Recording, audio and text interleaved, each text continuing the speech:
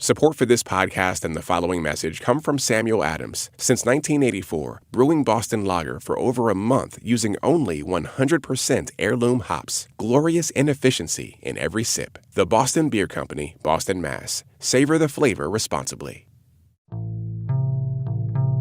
How were you able to kind of stay optimistic? I mean, were you just looking at projections and saying, this is going to be fine?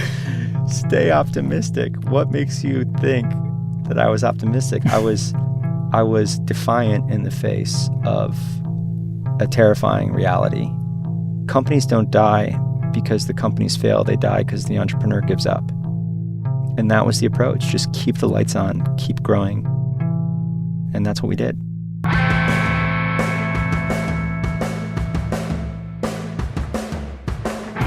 From NPR, it's How I Built This, a show about innovators, entrepreneurs, idealists, and the stories behind the movements they built. I'm Guy Raz, and on today's show, how Andy Dunn took failure and self-awareness to a new level to build a multi-million-dollar men's fashion brand, Bonobos.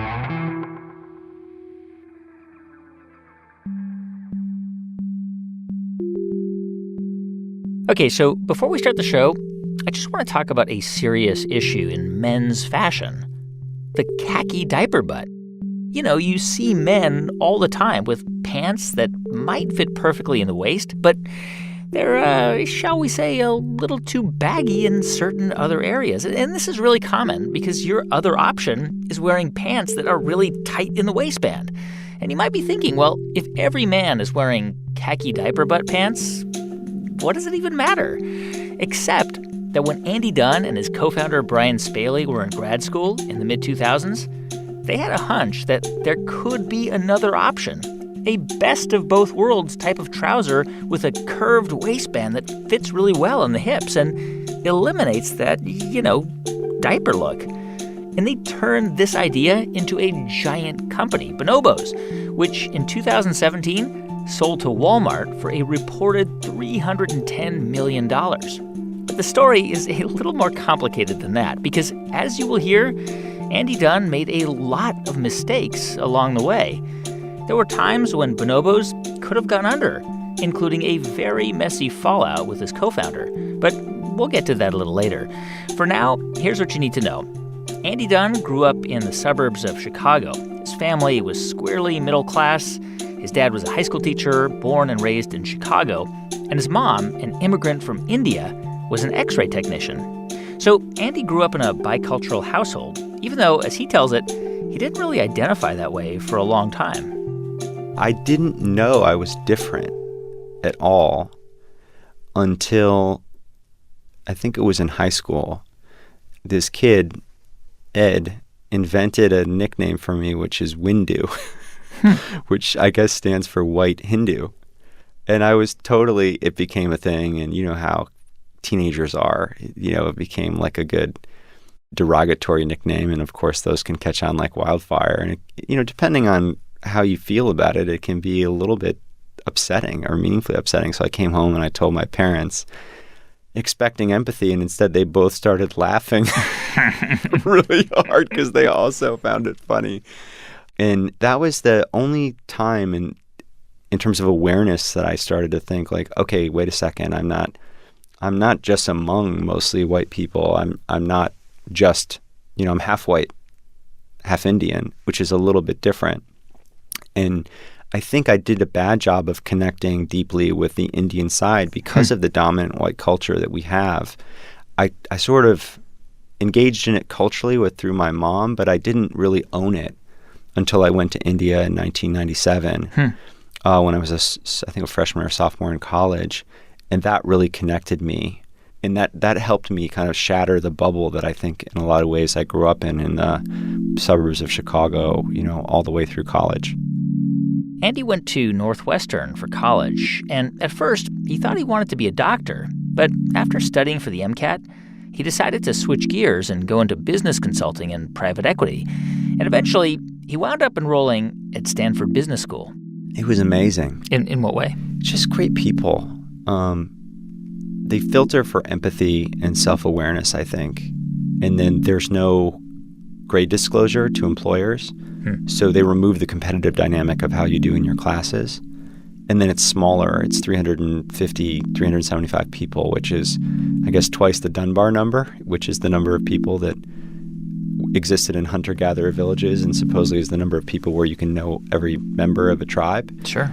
So you kind of are friends with everyone or one hop away, and you put all those ingredients and you mix them together, and it's a magical place.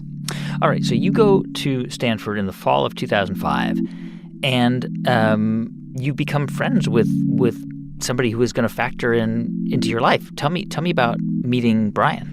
We became housemates, actually. So once we both got into school, we had a common friend, a guy named Jeff. And I called up Jeff, who was an alum of Stanford, and I said, hey, how do I think about getting a roommate for Schwab, which is the building where a lot of first years live? And he's like, oh, you gotta live with this guy, Brian Spaley. And so I invited him to come out one night and thought he was terrific and funny and fun and super smart. And so we became roommates. So you and Brian become roommates, and you're doing your own thing. You're taking your classes, and I guess when you're at business school, presumably you're constantly like bouncing ideas off other students, right? Because the idea is that they might be somebody you could build something with. Exactly, yeah. I kind of thought about it as a entrepreneur in residence opportunity. Like, you're amongst all these brilliant people, and you can learn from them and figure out, hey, what do they think of different ideas? And I had a bunch of dumb ideas, and most of the time people told me. What were your dumb ideas? So taking different things I'd seen when I traveled and investing in new ideas to create those products in the U.S. And there was a South African beef jerky called biltong that didn't exist in the U.S. I'm a vegetarian now, but I used to love this. It's very different than American beef jerky. It tastes almost like dried filet mignon with salt, pepper, and coriander. And I couldn't believe this didn't exist in such a carnivorous country like America. And we got to the end of the project, and the guy who was the professor overseeing it, a guy named Joel Peterson, who would factor in meaningfully into Bonobos, said, I think this is a bad idea. So you and Brian Spaley are roommates, and you've got a bunch of weird ideas, and he had an idea as well, right? Well, he had one weird idea, which is he was obsessed with the idea that pants don't fit. And so he did a project similar to the one I did on biltong, where he really dove deep on the idea. He got customer feedback. He went out to a bunch of guys in our class and asked them, what do they think about their pants? And everyone said the same thing. Our pants don't fit, so we wear jeans, number one. Number two, we don't like shopping for them, so it's not worth the time to figure out what fits. There was Banana Republic and J. Crew, and you could get pants, but he felt that men's pants just didn't fit well. Yeah, he felt that if the pants fit around your thighs, they tended to be too big in the waist, and so they would cinch under your belt. And if it had the right fit in the waist, it would be too tight through the thighs. So you were either super uncomfortable or wearing something that was really boxy. That was his insight, which was brilliant. That men's pants just were not cut well. Exactly. And what he did that most guys wouldn't do is he would take pants that fit his thighs to a tailor and have the waistband tailored in. And that was this genius insight that actually the way to do this is to make pants with a curved waistband, which would bring in the pant around to your waist in a way where the overall shape looks great. And that hadn't really been done in a meaningful way in men's pants before. So how did Brian turn this project into the next step? What was he? He had this idea and wrote a paper on it, and then what? So yeah, I'll never forget this. It was spring break of our second year. I was going to Kenya and Uganda on a service learning trip. Brian was going to head down to Brazil for a wedding of one of our classmates, and he said, what should I do? Should I go to Brazil for this wedding, or should I stay here and fly and head down to LA to buy fabric and make pants? And I was like, oh, this is a no-brainer. You got to go to the wedding in Brazil. When are you going to have a chance to do that again with a couple dozen of our classmates? And so I flew off to Kenya and Uganda and had an amazing trip there. And when I came back, I said, "How was Brazil?" And Brian said, "I didn't go." And in our house, there was like rolls of fabric that Brian had bought in the garment district of LA. Because he decided he was going to make the pants that he thought men would like? Exactly. He thought he was going to make pants that fit and he took a pair of pants that had been tailored the way that he liked to a pattern maker in San Francisco. That San Francisco pattern maker then made an original pattern based on what the overall fit should be with the curved waistband. He had bought all this great fabric, really cool, like turquoise corduroy and really fun, eye-catching stuff. And then he found, I think, one of the last factories in the Bay Area, actually in San Francisco, not far from where the Giants play baseball, which maybe had 5 or 6 cut-and-sew women working there, and they started making pants. He went there and said, "Hey, start making my patterns, but like with what money? With the idea to sell it to who?" He was a great pre-business school moneymaker and saver. So he had made some money from a company he worked at. So he funded Bonobos in those early days, and then he turned the pants that he was making into sales by selling them to our classmates. He was just like taking this fabric that he bought in LA and making orders with this small factory in the Bay Area, and then he would like walk around and hawk them, like sell them to other students? Literally. He loved Trader Joe's. He had 2 Trader Joe's bags, the red ones back at the time, filled with pants. And he would walk around telling people about them. And they would be like dropping pants behind parked cars and trees, like trying them on. And people loved the pants. And at the time, they called them Spaley pants. And I think he was charging $100 a pop. And one day, we had a pants party at our house. And I think we sold $16,000 worth of pants that day. And that was when I kind of looked at him. I was just pitching and helping, taking some pictures for the website. And we kind of looked at each other and were like, wow, this is becoming something. So when did you formally get involved? So I can remember sitting in class one day, and on a Post-it note, I was sitting next to Brian. He had ideas for what to call the pants. And one of the ideas said Bonobos, Bonobos, and I said, "What's a bonobo?" Because like many people, I couldn't pronounce it, and he goes, "Oh, it's a peaceful chimpanzee that makes love, not war." And I was like, "What? Like, how do you know about that?"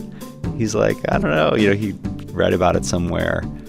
And so we kind of talked about Bonobos should be the name. He was making all the decisions at this point because it was his hobby. And then there was this weird thing where he had taken a job to go into private equity. And I said, "Hey, what you're doing is awesome, selling pants on the internet. Like, maybe I can make that a thing." Like, this was his side hustle as a graduate student. Exactly. He didn't think that this necessarily had legs. Pun intended. I think that, I don't know why, but he, I think, felt like I could do it at that stage.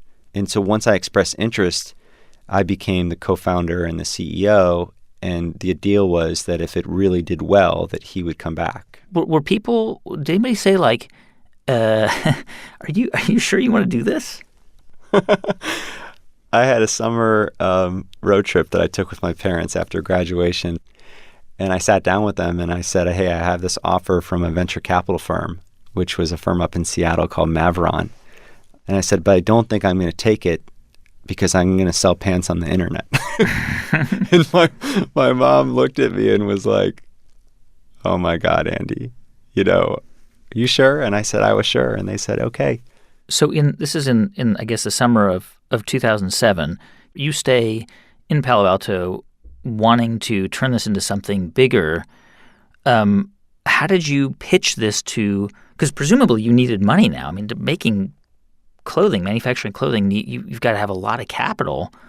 Did you have any of your own money at that point? I had nothing. I'd spent all my money traveling and on school. I think I had about $160,000 in debt. And so I had one asset, which was a 401k, which I think if you cash in early, you pay a penalty. So I did that. And I had a couple $1,000s in the bank. So we definitely needed some money. Brian had funded it with $50,000 or $60,000 of his savings, and it was time to get some outside capital. And what was your pitch? I mean, there were companies making men's pants, and they were doing just fine. There was J. Crew, there was Banana Republic, there was Gap. I mean, there were lots of options. So how are you pitching this to people who you needed to, presumably raise money from? It's an awesome question because the insight of Bonobos, other than the better fitting pants part, was just the role that the internet was going to play in the future of retail. Retail isn't just physical products. It's a bundle of physical products and customer service. And those two things together create the experience that drives customer enthusiasm. And I believed, well, if you could make a big brand using a catalog, it stands to reason that you can make even bigger brands using the internet, given the power of the web. And that's when we decided, okay, we're going to build this brand online rather than through brick and mortar. And that was the pitch. This isn't just Ralph Lauren, this is Ralph Lauren plus Zappos. So who did you go to ask for money? So my first meeting was, I think, like a 7 a.m. meeting with Joel Peterson, and Joel had been the guy who had presided over the Biltong experiment. He was a professor at the business school. Yeah, he was a lecturer at Stanford, and then the rest of his time he spent still doing investing.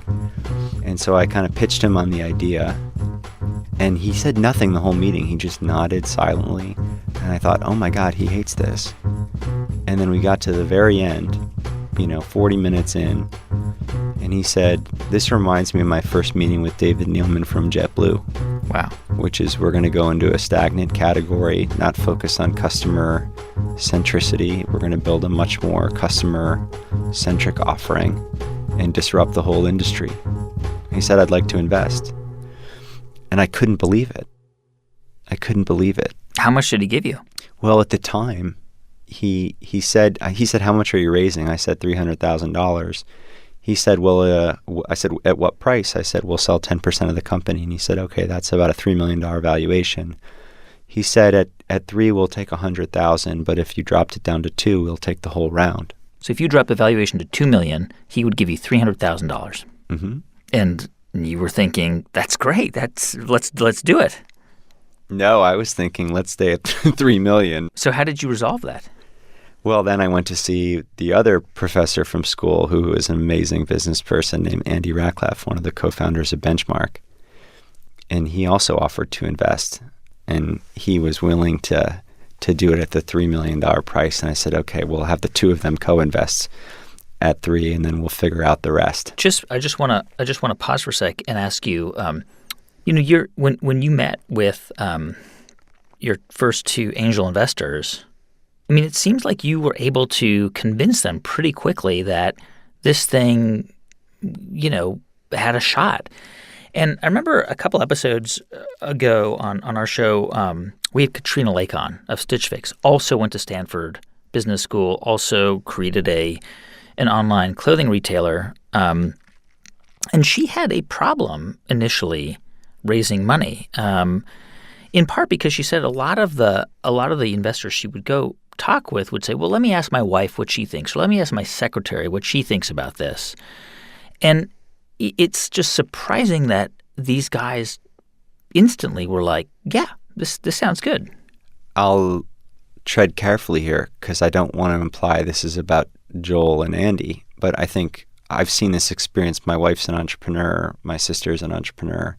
I think there's a lot of gender issues when it comes to entrepreneurship and fundraising. We're at 9% of all VCs are women, and a lot of the consumer spending in our world is controlled by women. I think the number is somewhere between 2/3 and 80%. Wow. So we have a mismatch where men who don't understand women or how women shop are trying to decide how to make investments, and only 9% of VCs are women. So it's a fundamentally misogynistically wired system. So I was fortunate that these 2 amazing investors were willing to put money in, and I think that's one part of the story. But I think the other part of the story was I had experiences with them where they knew me. With Joel, it was the Biltong Project. With Andy, I had written him a love letter, basically. I wrote him a 4-page letter when one of our classes ended. I spent 2 pages saying, you're one of the best teachers I've ever had, and here's why. And then I spent 2 pages saying, hey, here are the things I think you could improve from having spent a lot of time around a great teacher, which is my dad. And Andy later, years later, told me that when he got that letter, he cried. And Andy's not the kind of person where that would seem like something that could happen, but he said that it had validated a career move that he had made to leave venture capital and to become a teacher. And when he saw that he had that much impact on someone, it really moved him. So I had a relationship with the 2 professors who invested that I think was why they invested. I don't think if I had just cold pitched them, even if I could have gotten the meeting, it necessarily would have been the same thing. So you raised the first seed money. And what was your next step? So then I flew to New York.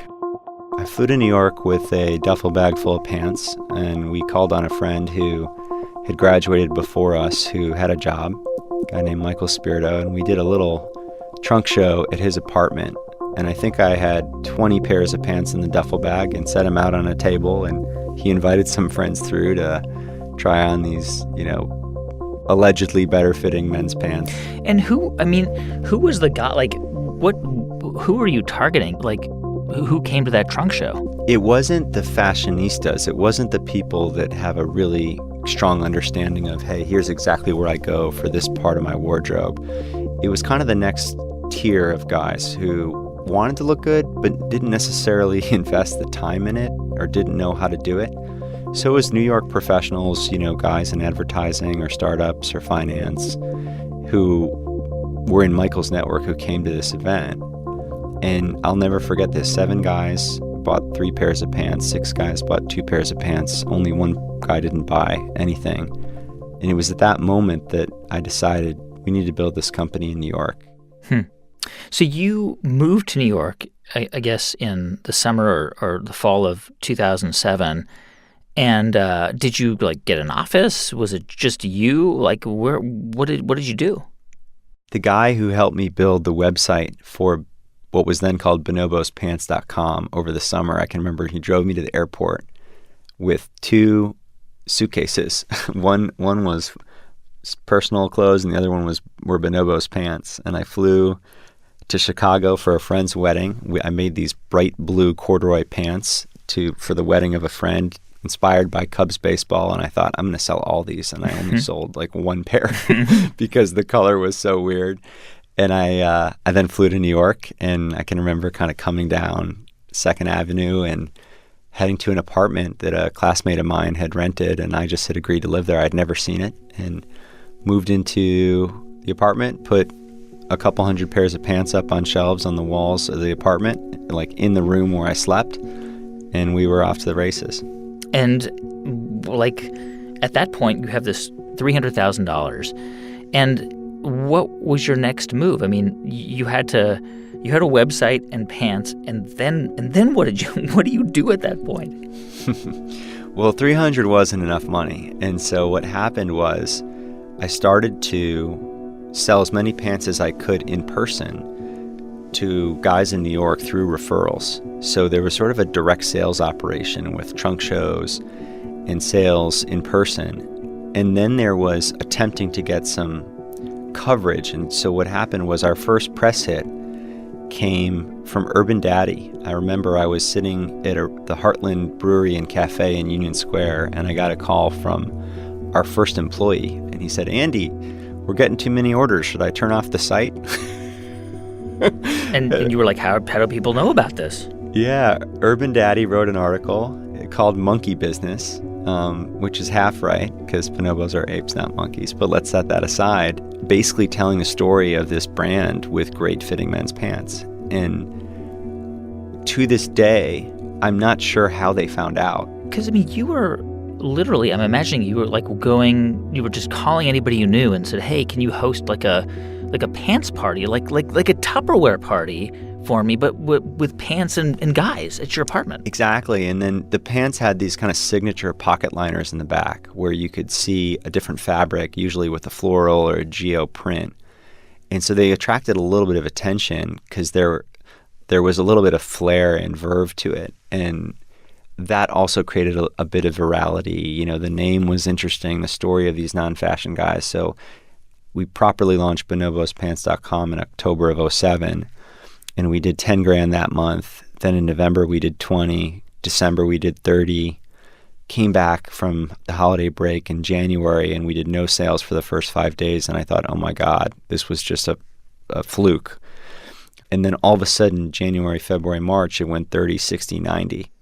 So at what point, after you moved to New York in 2007, did things look pretty good enough where you could actually get an office? Oh, that was when we got kicked out. Of your apartment? Yeah, because there started to be, I guess, complaints about all the packages stacked up outside the door.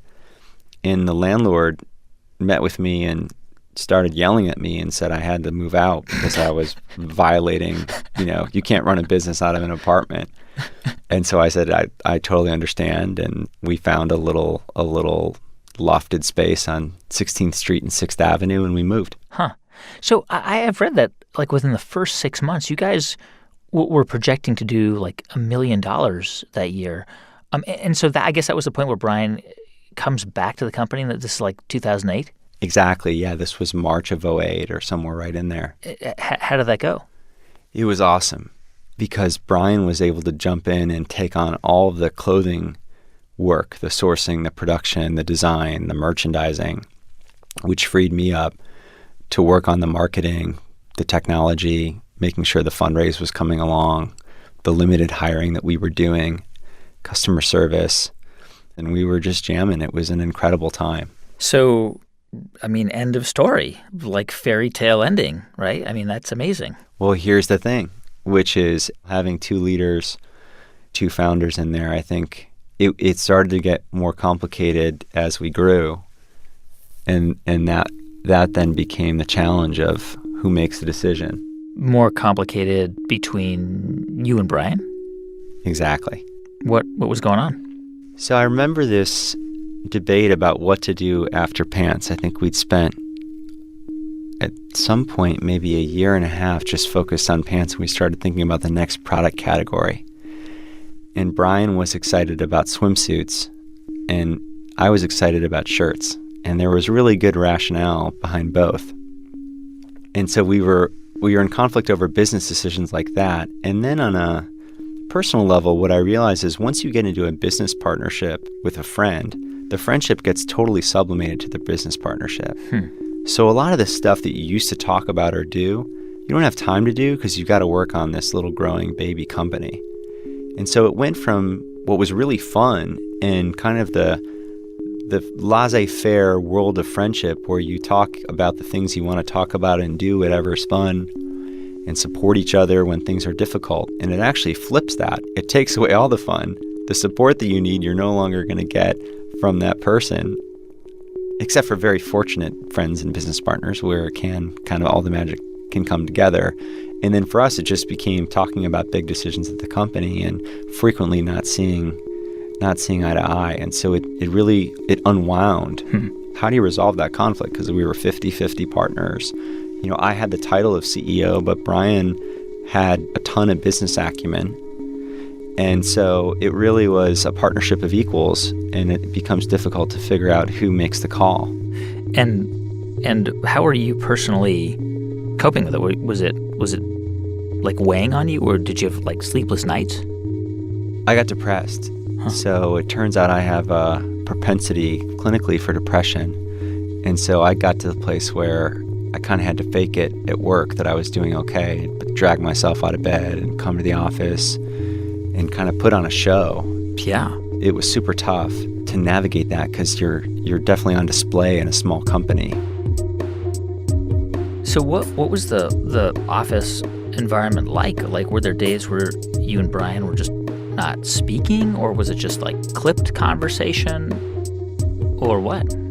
I thought we were doing a pretty good job of talking in private and then presenting a unified front, right? Yeah. Kind of the way you talk about, parents and kids. And then I got a call from one of our investors, and he said, I heard that you and Brian are fighting a lot in front of your team. And I thought, wow, how did that happen? And he said, that's really bad. And I said, what do I do? And he said, you got to kind of get to the bottom of what's causing that and, get to a place where where you can work together, and that was the beginning of a process of figuring out, how do you resolve it. I cannot imagine that, because you have this business that's growing and it's exciting and you can start to see where this might be headed, but the whole thing could also unravel. Like, you must have thought in your mind, maybe this thing's just going to crash and burn. It was a little different than that, in that I thought, Bonobos is going to make it and it's got to make it. It was more, should I leave or should Brian leave? Because I thought the company was going to do fine. It was just, we needed a clear CEO. But you had come to this conclusion in your mind, or maybe Brian had too, that you were not going to be able to do this together? Yeah, I didn't have the ability to do it just based on the depression. And someone said, hey, see a therapist, a loved one said, and I had some shame or embarrassment around that at that time, and I finally said, all right, I got to go do it. So you did? I did. And you probably were so busy, like you had to probably carve out that time as well. Yeah, I used to take a taxi up to random part of the Upper West Side and do work calls on the way there, and then went and saw this therapist, and we were a few sessions in, and she said, hey, Andy, are you in touch with anger? And I said, anger? What's anger? And that was the beginning of this realization that, like, hey, if you actually are angry or you have an emotion, you've got to express it, because if it's sublimated, she goes, sublimated anger can become depression. And so that was when I realized, actually, gosh, I'm angry about a lot of these dynamics, and we've got to figure something out.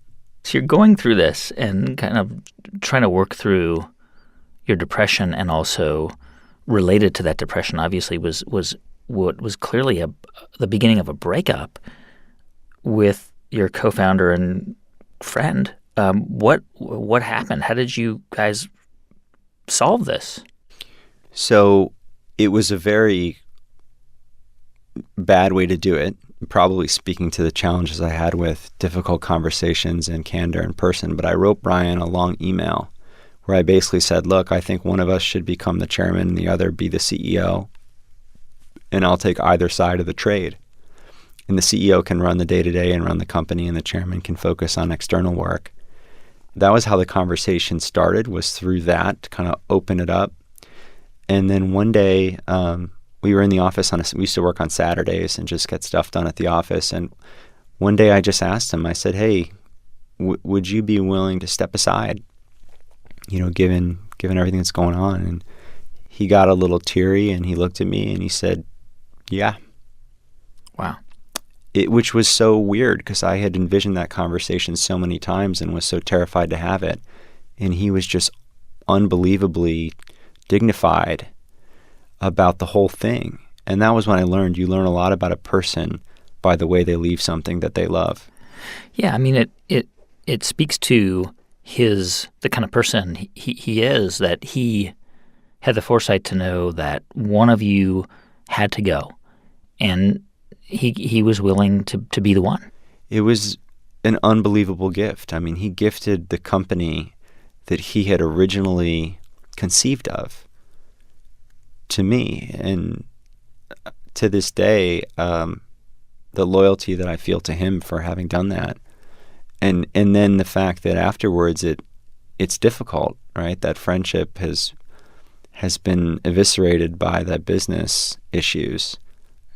And it took kind of years before we could sit down and have dinner and go to Cubs games together. And so you've reconciled. By this point, you've reconciled today. Yeah, I think so. If you could do it all over again with Brian, do you think you guys could have worked through those things? I don't think, unless I could have been more enlightened at the time about how to do it. I think we were both so young and in some ways insecure and trying to prove ourselves, and in some regards I think arrogant. I think that it was going to be hard at that stage of both of our lives to figure it out. But I wouldn't do it any other way. the way that we did it was how it had to be done. And, Brian went out and built another company called Trunk Club and did an amazing job with that. And he's got 2 amazing stories. And so I'm so grateful to him that he enabled Bonobos to thrive and gave me the opportunity to continue to build it. So Brian leaves. This is 2009, and you're left, I guess, as the CEO, as the top decision maker. 2008 was the co-founder separation. I thought that would, and all this depression, I thought that would be the worst year of my life. 2009 was far worse because I could no longer blame anything on Brian. I had to blame it on myself. When we come back in just a moment, how Andy kept Bonobos alive despite mistake after mistake after mistake. I'm Guy Raz. Stay with us. You're listening to How I Built This from NPR.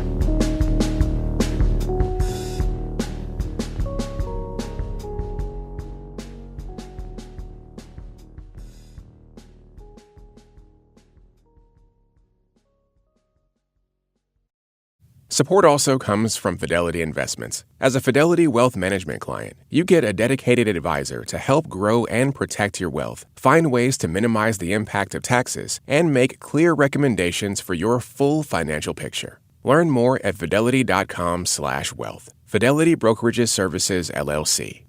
Support also comes from BetterHelp. BetterHelp offers licensed professional counselors who specialize in issues such as depression, stress, anxiety, and more. Connect with your professional counselor in a safe and private online environment at your convenience. Get help at your own time and your own pace. Schedule secure video or phone sessions, plus chat and text with your therapist. Visit betterhelp.com/built to learn more and get 10% off your first month.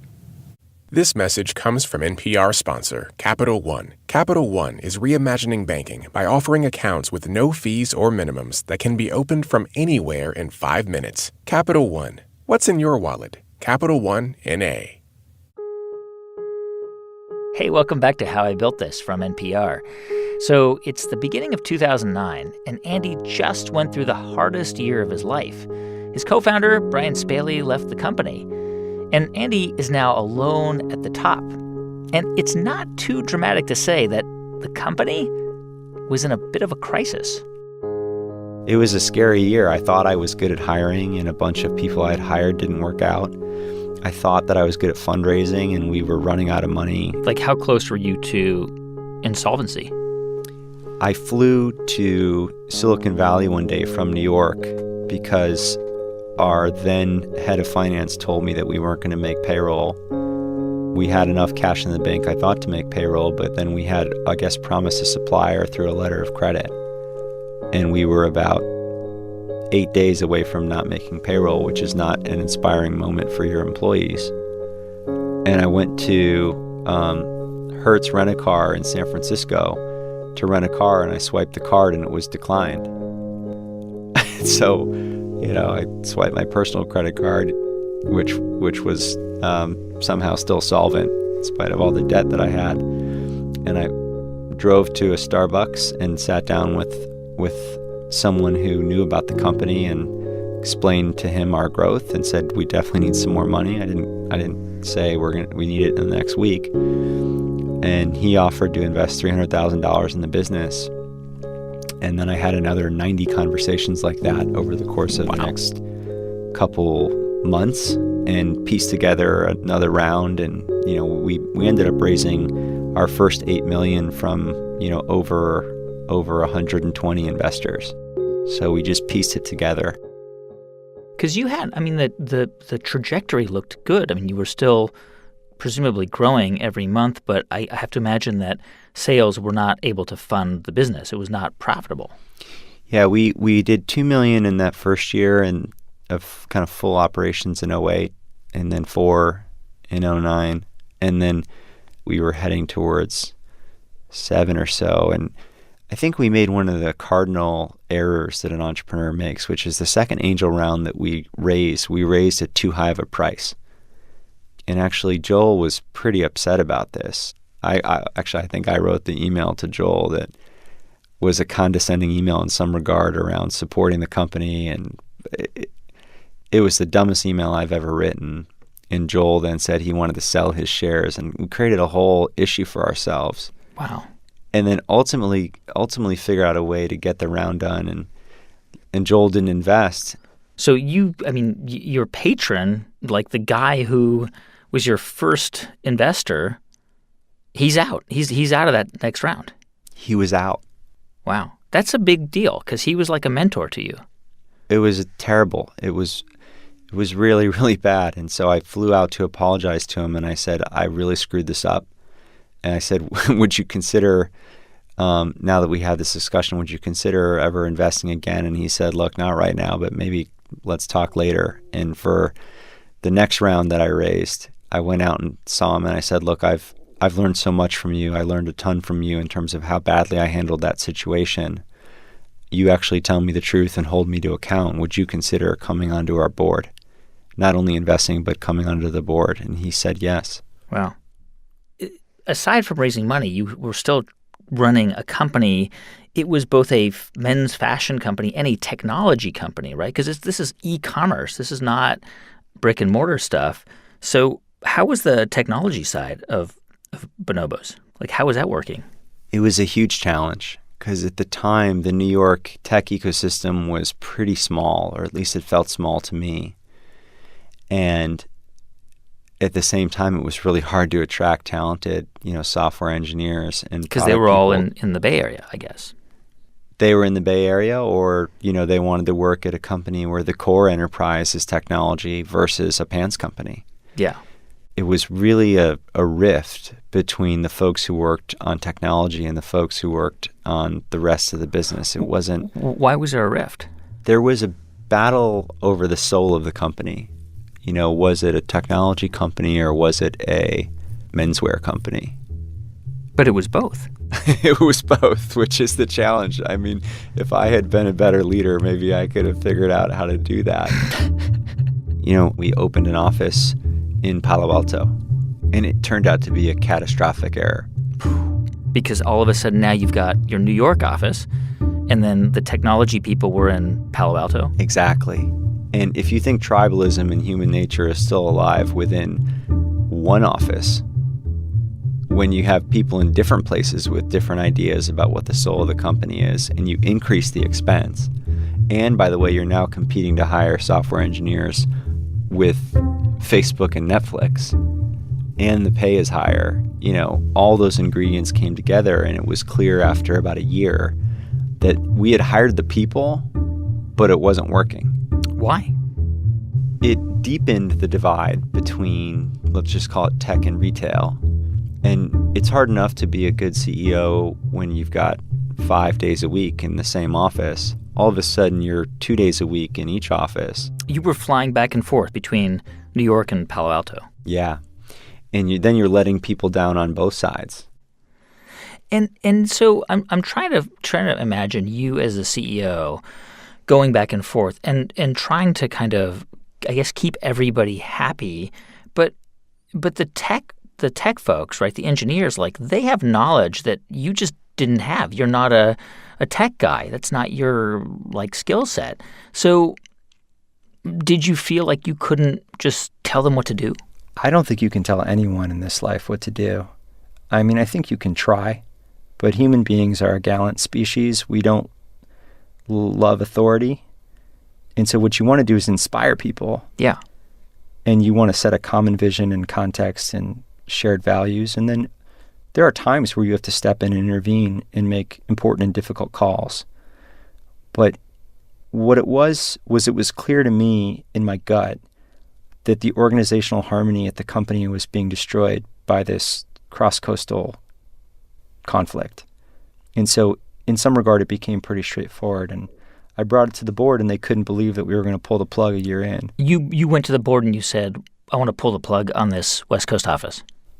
I said, this isn't working. And they said, well, how do you know in a year? Yeah. Why don't we give it 2 or 3? And I said, look, this is becoming more costly. This is becoming harder by the day. The culture is deteriorating. This is just wrong. And spending more time is going to only make it more expensive, more doubling down on a sunk cost. Like, let's adjust. Let's be intellectually honest here, and let's adjust course. But how could you do that? I mean, your core your business depended on these engineers. Like, you are a technology company too. I mean, how do you just say, let's pull the plug on it and we'll figure it out? I mean, that seems like crazy. A lot of stuff in this entrepreneurial world is crazy. But weren't you scared to do that? I mean, how do you just pull the plug on the whole division? I was really scared. But what I've learned in 11 years of doing this is sometimes when you're the most afraid is when you're making one of the most important decisions, right? Like, if it's not scary, it's not hard.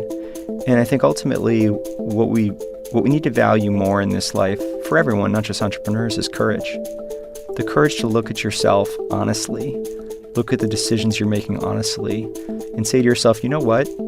That was my fault. I got that wrong. I'm not going to blame anyone else. I'm going to take responsibility for it, and I'm going to fix it. So it's 2013. You've closed this office on the West Coast. You have almost no engineering staff left.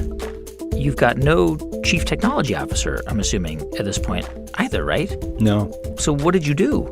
We got, 2 engineers and this data scientist to relocate. Literally, I remember sitting at a coffee shop in Palo Alto, just begging. I mean, literally begging, being like, will you please come to New York at least for 1 to 2 years? And so it really did work out. I don't even want to think about running that play in retrospect, without those 2 who came. So once you kind of recovered from the kind of the tech, mini disaster, or more than mini disaster, and things started to stabilize. First of all, was the company profitable? Was it making money in 2013, 2014? Not yet, but we were massively turning the corner towards break even. I would be freaking out. Like, I mean, how were you able to kind of stay optimistic? I mean, were you just looking at projections and saying, this is going to be fine? Stay optimistic. What makes you think that I was optimistic? I was defiant in the face of a terrifying reality. And ultimately, you just got to believe. It's almost religious. It is religious. It's faith. And there's a really good saying, I don't want to say this is true because I've been lucky, but that companies don't die because the companies fail. They die because the entrepreneur gives up. And that was the approach. Just keep the lights on, keep growing, keep learning. And that's what we did. So what was the thing that enabled you to turn the corner? Just more customers, more awareness, more what? I think it was actually more focus. So what really changed the company was the move from single channel to multi-channel. Meaning the build-out of the relationship with Nordstrom and the reinvention of the retail store with the guide shop model. And this was an incredible paradox because everyone was betting on e-commerce. Venture capital was flowing into e-commerce. Countless companies were rising and falling. And the irony of our business was, after years of being told that wholesale was going away and that department stores were dying, our most profitable business became Nordstrom. Wow. And our second most profitable were our retail stores. And those 2 businesses' profits were funding losses from the e-commerce business, which is a wonderful paradox to the way that we conceived of the company. Yeah, so I guess we should explain this for people who have not been in a shop, because I've been to a guide shop. Generally, you don't go in and then walk out with a pair of trousers, right? You go in and get fitted, and then the trousers are sent to you. Exactly. It's a fit-to-ship concept. And so when you think about and this was another really fun board meeting, was this debate around, is this an e-commerce company or is this a menswear experience company? And I made the case, and this is to people that funded the company with the view of e-commerce being at the core, that our company was actually not an e-commerce company. It was about serving this customer. And if we could invent a way to deliver the same level of fit and service in person, then that would actually be consistent in a deepening of who we are, getting us closer to who we are, to our soul as a business, versus getting away from it. And so the question was, well, how do you do that with physical inventory? If the whole model of Bonobos is offering a lot more sizing and a lot more fits and a lot more colors. And if you look at our chinos business, we've got 36 waist and inseam combinations, 4 different fit silhouettes, and we might be running 15 to 20 colors. So if you do the math, that's 4,000 to 5,000 variants. How do you possibly stock that? And so the incredible insight was, you don't stock it. You create a clothing store that has no clothing. And that was the insight, which is the customer doesn't need it right away. And that flew in the face of everything everyone in retail told me from the traditional industry. Instant gratification. And it turns out for a busy customer, that's just not true. If they get great service, which is what you can put out, if you rip the inventory out, you put the service in, it actually is a much more magical combination in terms of dollars per square foot productivity and customer delight, as measured by Net Promoter Score. Yeah. As you started to turn a corner, I guess you also started to attract more and more investors and more capital to fuel the growth. What did that mean for your own stake? Were you just getting more and more diluted, and did you care? Was that important to you? Oh, wow. This is a fun question. What it leads to, I think a lot of times as a founder, you're thinking, I'm going to go do this for 2 years and see if it works, and then I'm going to do it for 5. What you don't realize is it takes a decade to build a real business. And so what happens is after 4 years, you're fully vested. And then you've got a debate, which is stay where you are, take on more capital, get diluted, which is what's happening to all the other shareholders, or ask for more equity. One day I woke up and said, you know what? I'm going to ask for more. I want to get my stake back to a more meaningful level. And then I had this really unusual kind of zero-sum game standoff. You went to the board and said, I want more equity. Mm-hmm. Seems like a fair request. And what did they say? They said no at first. And, said, hey, you need to work. You need to work for the shares that you've got. And then, ultimately, I just wore them down, and I got some alternative perspectives from people in the venture capital-backed company space and said, hey, this feels right to me. Was there, we've interviewed lots of entrepreneurs, some who take on capital, some who don't, who bootstrap and then sell it for hundreds of millions of dollars. As you saw the value of the company go up, but your cut of it, going down, did you care, or did you say, there's at a certain point, a certain number is just a number, and that's great. I'll, if this works, I'll have a little bit of money. Oh my God, I thought, I'll be so lucky to have any of this. And I think it's warped to live in a world where, let's say you're going to make $20 million. The difference between $20 million and $100 million, it's not clear. Yeah. Right?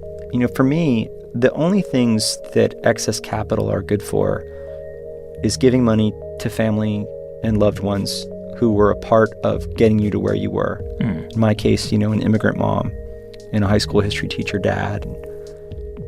That's number one. Number two is investing in other entrepreneurs and companies. Number three is making political contributions if you want to influence the future. And number four is being philanthropic.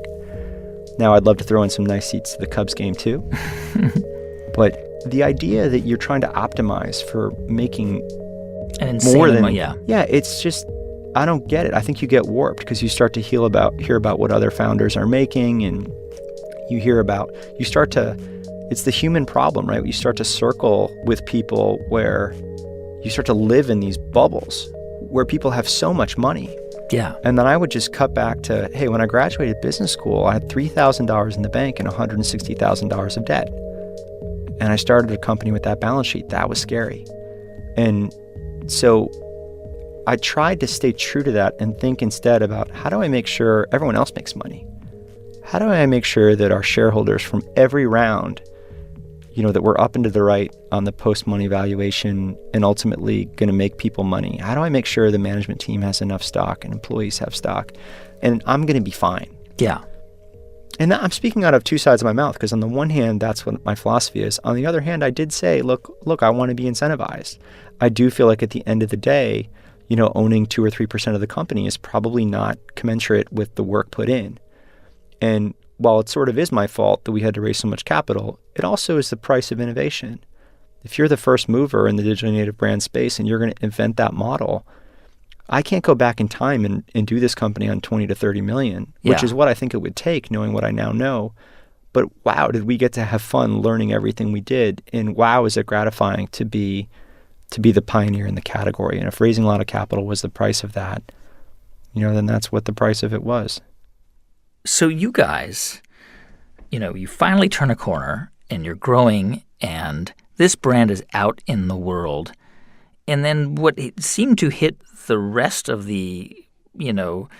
what seemed to hit the rest of us following this like lightning was in 2017, you sold to Walmart.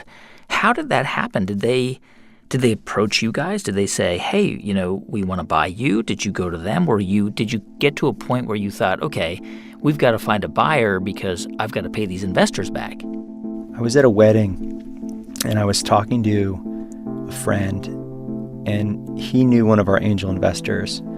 And that angel investor said, Bonobos is great, but I wonder if I'll ever get paid. And I think at that point he'd invested 8 or 9 years ago in the very first round. And that wasn't the only reason, but once you've got venture investors who've been in for 7 years and angel investors who've been in for 10, it just would be wrong to not make other people money. So I felt like we were at that stage where the company needed to get ready for the next stage. We had discovered our soul as a consumer retail company, and we needed to learn from people that were good at taking consumer retail companies public. So that's the point we're at. And then at the 11th hour, I got a phone call to do a reference. And I did the reference. And then the individual who was calling me said, how are things going? This is someone that a colleague from way back. And I said, look, we're in the middle of this process. And the colleague says, hey, why don't you come talk to us? And he worked at jet.com. And I was like, I knew Jet had been acquired by Walmart. I've known Mark Lowry for years.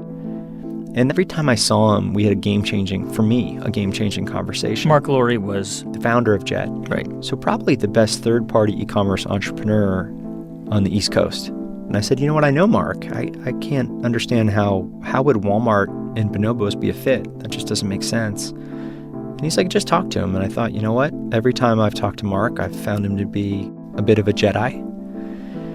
And we sat down, and it was amazing. I didn't think Mark cared about brands, and then we had this incredible mind meld that the future of e-commerce was going to look a little bit like the history of Netflix, that a platform that was streaming other people's content and distributing other people's content would vertically integrate and start to develop their own proprietary content. Right. And Mark and I mind melded that was going to happen in e-commerce, and that Bonobos was going to be the brand that would lead that, and that we would go, and lo and behold, that long dreamed of multi-brand vision was going to come to fruition in the least expected way I could have ever imagined, which is with the power of Walmart and Walmart's balance sheet behind it. How long did it take before you closed the deal? Yeah, it took months, and it was made tricky by the fact that the deal leaked in the middle of the process. And because Walmart's a public company, the world's largest in revenues, I couldn't say anything. You had to go to the office and show up like nothing was going on. Well, that wasn't the approach ultimately, because people, the quote-unquote water cooler talk was jamming, and then there were messages on Slack saying, this is a catastrophe for the brand, with no context. Walmart acquiring Bonobos, I get it. Like that wouldn't, if you didn't have the understanding of the strategy and the way that Walmart and Jet.com are transforming e-commerce for the company, it wouldn't make sense. And so I had to call a very strange meeting. This is before you close a deal. This was leaking out internally? It leaked. I was out of the office. I was actually working on the deal elsewhere. And I rushed back to the office, and I got everyone together. And I said, we're going to have a very unusual meeting. Here's what I can tell you. I love this company at least as much as you do. You know me. I would never guide us to doing anything that wasn't in our self-interest as a brand and as a company and as shareholders and employees of the brand. What has been published is not a fact. It's not an announcement. It's speculation. We have not decided on our path. in our process. And when we have news versus rumors, of course, you'll be the first to know when we have news. And in the meanwhile, please get back to work. It was the weirdest meeting I've ever had. Everyone just got up and went back to work. And I'm sure the conversations continued. But the energy changed by directly addressing it. It felt like, wow, it turns out that just telling people like it is the truth. And the truth was we hadn't decided at that moment. And then I think it was another couple months before we actually could announce. Andy, there's a big difference in going into Walmart and buying a pair of jeans and going and buying Bonobos. I mean, it's a premium brand, right? Like, there were people who said, wait a minute, now I own Walmart, a closet full of Walmart clothes? And you can't blame some people for kind of reacting that way. No, not at all. So we anticipated meaningful blowback. And if you go back and look at what I wrote at the time, I was pretty direct the day of the announcement around the future of Bonobos. And I said, look, I think a lot of people are going to be confused by this. And it was fascinating. For 72 hours, there's a really big reaction and an availability bias of the most vocal people. And then business returns to normal. The vast majority of people don't think about this stuff that much every day. And for me, what I couldn't say to them is, hey, Bonobos gets to continue to exist, right? Yeah. Like, we get a home. You know how hard that is to actually secure the outcome. Yeah. Walmart reportedly paid $310 million for Bonobos, which is impressive. I mean, it's a lot of money. How did you respond to that number? Did it mean anything to you? Were you proud that you got it to that point, or was it just a signature at the bottom of a sheet? Oh, I'm so proud. It's so hard to do that. It's so hard to build a company that ends up being worth something really meaningful. And it was just a staggering number. And I was so grateful that we got that done and got a chance to, there are very few things in this life that you can look at and say, we did that. And selling a company is one of those moments. And so I'm so proud that we got to chalk that win up and that we get to keep going in a really safe home. People ask, why are we doing this? And part of it is, hey, I'm excited about the strategy. But part of it is we get to exist now, if we do our jobs well, for a long time. Maybe 50 years or more. Maybe 100 years, Bonobos will be around. And that's rare. Andy, I always ask this question, or most often ask this question to the people I interview, which is how much of what happened to you and the creation of Bonobos and its success was because of you and your talent and what the decisions you made, and how much of it was because of luck? Luck is a concept that I thought of in a straightforward way for a while. And then when I converted to Judaism last February, I became acquainted with this concept of kismet, which is, I'm not even pronouncing it right probably, but it's kind of the intersection of luck and serendipity. And maybe even some measure of destiny. I don't want to go that far because I still don't know why really bad things happen to good people. So I think you've got to be open in life to the way that the universe is trying to help you. The people who love you, who if you just listen to them and cultivate relationships with the people who are direct, will tell you what you need to hear if it's not what you want to hear. The same thing at a company. The people along the way, your board, your investors, your employees, who know as a collective what to do, more so than you, but in combination, and you can unlock that. So I think if you bring self-awareness and you bring empathy and you bring positivity and you bring intellectual honesty and courage, and you ultimately try to make good decisions, I think you can influence a lot. But I would attribute this outcome in this company at the end of the day to three things: to the quality of the people around me on all fronts, to the hard work of those people who really believed in this and made this happen, the team, and then a healthy dose of self-awareness in the pursuit of kismet. So you're not a believer in luck? I am. I am. I think that the two really big things that influence your life, the family that you're born into, and I don't know what I call it, your DNA, the genetic stock, how you show up as a creature, as a human being, you have no control over those two things. And so I feel like in life, I was dealt, if we call it luck, I don't want to say pocket aces because I don't know how to think about my genetic makeup, but I was born into the most incredible family ever, and I was given the best of all opportunities, wanting for nothing, educationally or experientially.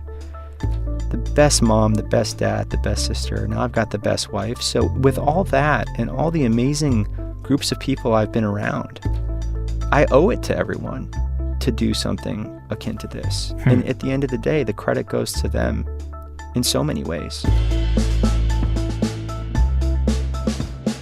Andy Dunn, co-founder of Bonobos. Andy now runs the company as an employee of Walmart, and he's also the chairman of a children's apparel company he started with his sister Monica. It's called Monica and Andy. By the way, Andy and Brian's story is now used as a case study at Stanford Business School, including the email Andy sent to Brian that eventually led to Brian leaving the company. It's a sort of what to do and what not to do guide for new students.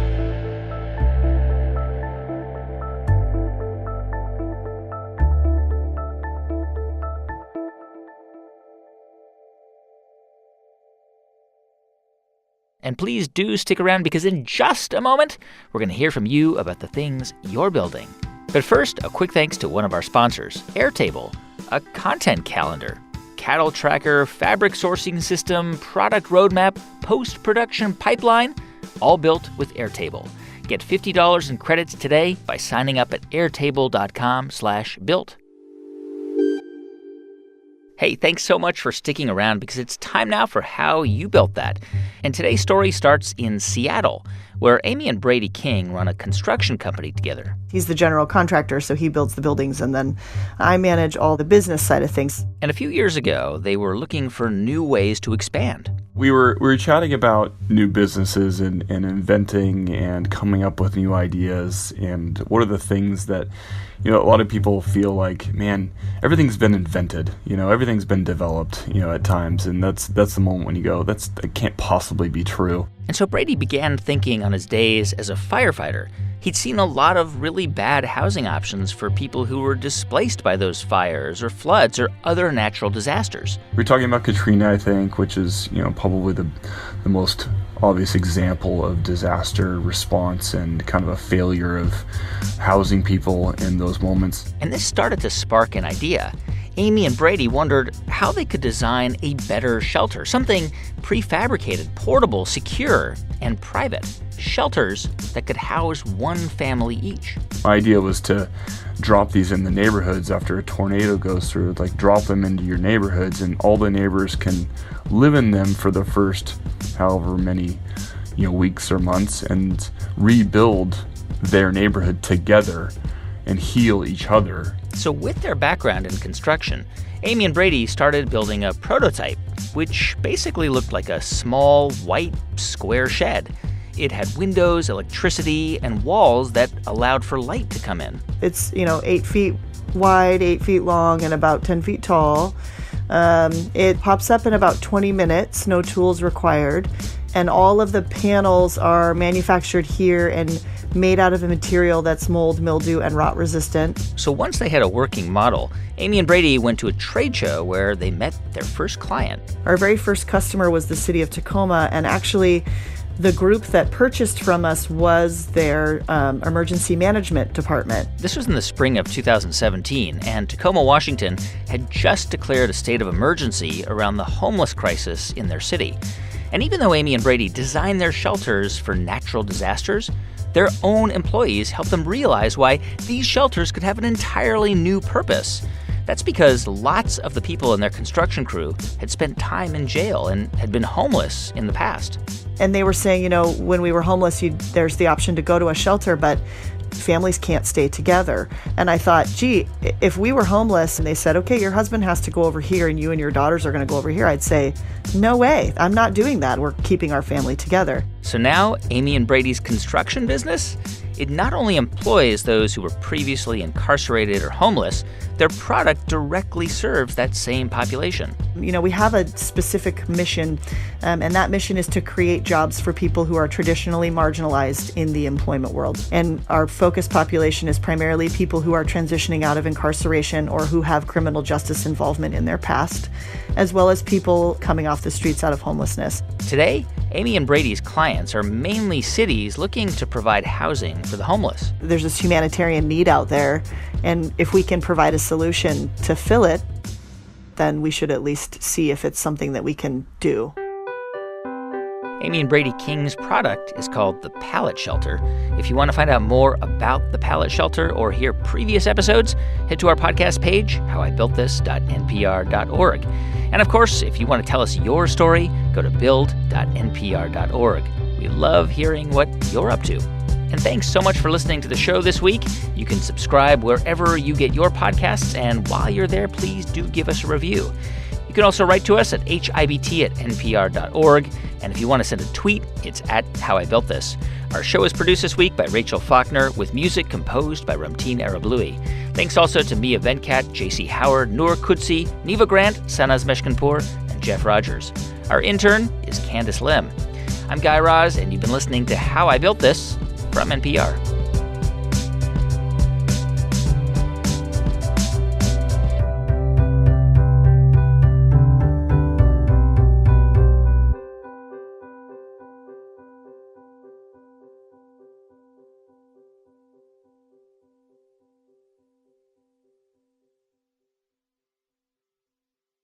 Support comes from our 2019 lead sponsor of How I Built This, Campaign Monitor, an email marketing platform used by more than 250,000 customers. With mobile-friendly email templates, a drag-and-drop email builder, and customer support 7 days a week. CampaignMonitor.com.